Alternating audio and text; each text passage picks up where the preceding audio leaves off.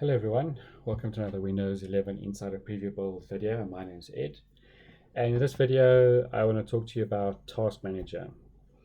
Now in Windows 10 Insider builds or Windows 10 normal builds, if you right clicked on the taskbar, you could select Task Manager. Now you'll notice in Windows 11 that you've got taskbar settings.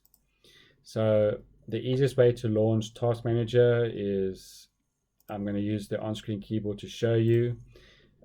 Control Shift Escape will launch Task Manager. If you want to obviously go and change your startup icon, see what's chewing your CPU, etc., or how your performance is. Just for those that you can get used to, is it's not available to right click here. Obviously, if I right click on the desktop and I show more options as well, I don't have Task Manager.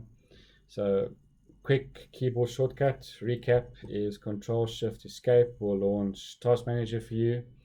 And you can obviously, I'm just using the on-screen keyboard for demonstration purposes, but you can use a normal keyboard and use the same key combination to launch it. So just a quick tip, in Windows 11 there's no option for Task Manager here. Look out for my next Windows 11 videos, and thank you very much for watching.